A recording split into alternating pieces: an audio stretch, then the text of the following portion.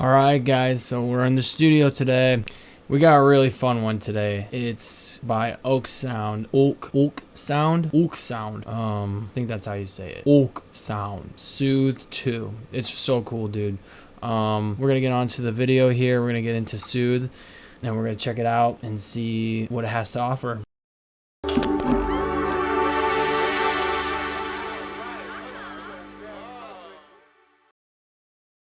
Alright, here it is. The Soothe 2 by Oak Sound. Oak Sound. I'm so sorry if I'm pronouncing it wrong, guys. This is a really cool, it's not even really an EQ. I've heard it's been an EQ, and I've heard it's been a compressor, and I heard it's both. And so I'm kind of curious as to what it really does to your mix, how it sounds, and if it's really good or not. I've seen a lot of videos out there saying, and I heard a lot of people saying this plugin is a must-have when it comes to taming vocals or trying to help anything that has harsh top ends and beefy lows. So the Soothe 2, I'm not going to go into a huge amount of detail with the PDF here because there is so much information in here. I'm going to try and see what's important in here and what's at your own, and what's kind of at your own discretion. So let's start with the introduction here. We gotta always start with the introduction, right? So the Soothe 2 is a dynamic resonance suppressor. It automatically detects resonance across the whole frequency range and applies reduction only to harsh and resonant parts of the signal, where and when needed. It can find its uses on individual channels as well as on buses and in mastering. You can use it to reduce harshness from close mic sources, clean up low mid muddiness, be a transparent de-esser, or even poking bass, or even out poking bass buildups. Okay, so quick start. So start with the default factory preset and turn up the depth until you notice the Soothe 2 attenuates a bit too much. Then back it off, adjust the sharpness, use the frequency graph along the delta monitoring feature to focus the processing on the problematic frequency range. Basic workflow. This is kind of interesting. Oversampling. Since the spectral oversampling amount offering a better frequency resolution for the processor to distinguish resonances when increased. That's cool. Okay, so let's see, we got soft and hard selection here. We got the depth, sharpness, selectivity, speed action. Okay, attack and release standard stuff on almost every processor. Band control, so it behaves like a EQ. Oh, you can listen. It looks like you can listen too. Cool. Undo, redo, manual. That's nice. Oh wow, what do we got here? Oh, this is cool. They got the diagram of where the signal goes. Oh man. It's hard to see. Okay, so it looks like it goes from the left to the right. That's cool. These are really helpful when trying to see if a plugin is really useful inside of your massive selection of plugins. Some of these plugins that I've gotten over the past couple of years, they don't include this diagram, which is like a must-have. I don't know why some plugin companies don't include the signal path for their plugins, which you'd think they do, but some of them don't. It's like, well, that's a hand clap for Oak Sound. Very cool, very nice. So let's go ahead and check it out in Plugin Doctor. I seriously wonder about these plugins and programs out there. I swear, there are some days where things will work, and there are some days where things are just absolutely going to the shithole. It just baffles me on what a program can do.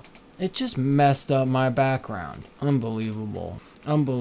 People expect so much, but you can only give them so much. Okay, anywho, moving on. I'm about to go on a tangent right now. Oh my gosh. So the Soothe 2. Gosh, are you serious, bro? Hold on. Okay, here it is. Here's the Soothe 2. So this is the default position in Plugin Doctor, oddly enough. I mean, I wonder I don't think you're going to get anything if I start playing with this, to be quite honest. Yeah, we got to go. It's not going to do anything. That's funny. We got to go over to the harmonic analysis here. That's what I'm assuming. Okay. I wonder if we can. So that's kind of weird. Let's go over here. Maybe this will do something. Oh my gosh. Oh my gosh. Oh my gosh. Look at that. What is it doing? Wow, that is weird. Look at that. That is so weird. I mean, at least it's at 0. And it looks like there's a bunch of stuff happening on the low end portion of the spectrum here. That is so weird. Here, I'm gonna, let's try something here. That is so weird. I've never seen that. Well, let's go check out this plugin in a mix.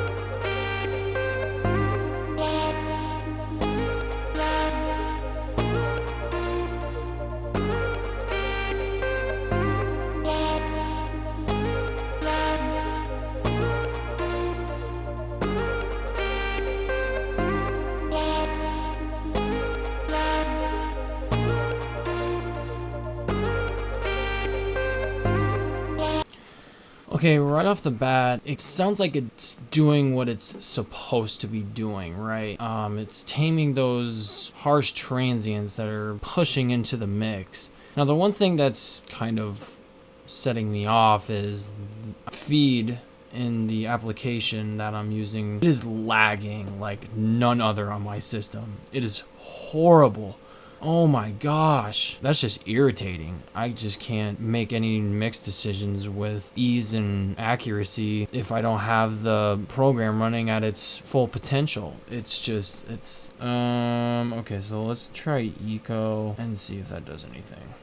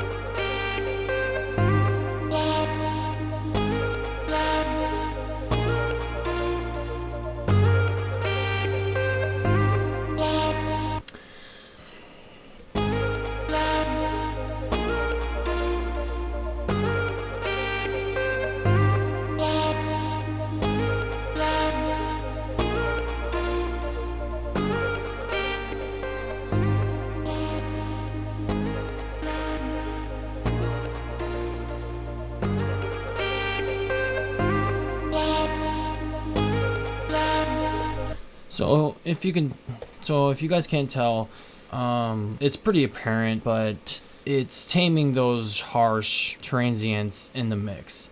Anything that's going to be pulling in really quickly, I mean, you can adjust it with the attack here. It's going to snag on, and it's got the release here. You can do the sidechain selector right here, adjust the mix, your bypass. These are kind of your main controls, and I hear it is intuitive. It's much more easier to lock on. It's so much more easier to just look into this stuff and just say, okay, this is what I want, and this is what I want to do, and that's all I need to do. Whereas there's some plugins where you have to literally take the shovel and dig into the ground and find where you're going. It's like, okay, so most of the time engineers want to do things fast, easy, quick, and move on to the next project. They don't really want anything that's too complicated, right? We have a lot to do. We don't have much time to figure out a plugin. We want everything to be easy. So overall, I think Soothe is a really nice plugin. It looks like it does a pretty good job at taming some frequencies. It's a big cap on your finances though. It's gonna run you about $200 for this bad boy. It is insane at the amount of money you need to own this plugin. It's kind of hard to see if it offers any benefit to your mix as in regards to loudness or softness. Anything that positively impacts the song by Soothe is really hard to hear. I think it really does do the job. I honestly don't know. I don't think that this plugin is worth $200. I really don't believe that. It's with the way it's behaving in my computer at first, I'm really disappointed. It's lagging. I'm hoping I can fix it more when I dive into it.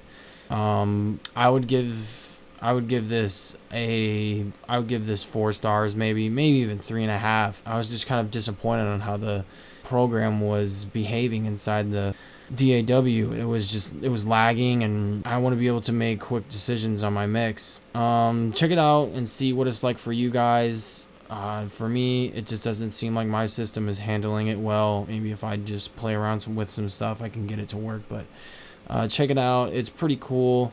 Subscribe.